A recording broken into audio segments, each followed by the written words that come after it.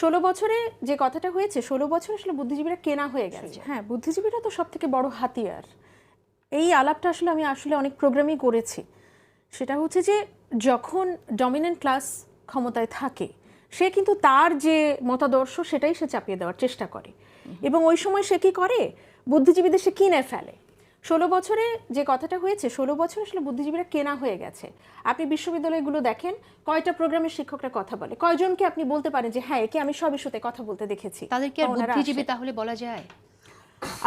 বুদ্ধিজীবীর প্রবণতা সম্পন্ন হয়তো বলা যাবে, কিন্তু বুদ্ধিজীবী হিসেবে দিন শেষে আমি আসলে তাদেরকে আর সার্টিফিকেটটা দিতে পারবো না। তো সেই ব্যর্থতার দায় তো আমাদের আছেই। আর আমি সবসময় যেটা বলার চেষ্টা করেছি যে দীর্ঘ 16 বছরে কথা না বলতে বলতে একটা ইনার্শিয়া ডেভেলপ করে, একটা জাঢ্য তৈরি হয় ভেতরে যে আচ্ছা। আর সব থেকে বড় কথা, আমরা তো ভয়ভীতিও দেখেছি। কেউ যদি কথা বলেছে কোথাও, বা কেউ দাঁড়িয়েছে, তাকে কিন্তু এক ধরনের ভিকটিম করা হয়েছে, বা সে নজরে এসেছে, সে কিন্তু সার্ভাইলেন্সে এসেছে। তো আমার মনে হয় যে বুদ্ধিজীবীদের আপনি কিভাবে মাপবেন, সেটা তো আপনার তার পলিটিক্যাল বিহেভিয়ার দিয়েই বুঝতে হবে। এখানে পরিবর্তনটা আসবে কি করে?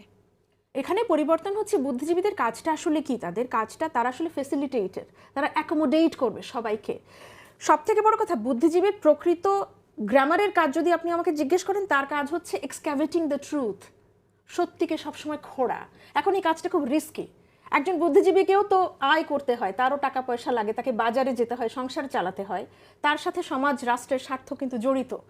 মানে সেই সমাজ বা সেই রাষ্ট্র তো আমরা তৈরি করতে পারিনি যেখানে বুদ্ধিজীবীরা খুব মুক্ত স্বাধীনভাবে, হ্যাঁ, বুদ্ধিজীবী কেবল বুদ্ধির জন্যই কথা বলবে, সত্যকে সে ক্রমাগত খুঁড়বে, সে শিল্পকলা নিয়ে কথা বলবে, রেজিস্ট্যান্স নিয়ে কথা বলবে, ক্ষমতাকে প্রশ্ন করবে, অথরিটিকে কোয়েশ্চেন করবে। সেই রকম স্বাধীনতার নির্মাণ তো আমরা আমাদের এই অঞ্চলে দেখি নাই, আমাদের দেশেও দেখি নাই। তো সেই জায়গায় তারা তো পরাস্ত। তাহলে তারা ব্যবহৃত হয়েছে।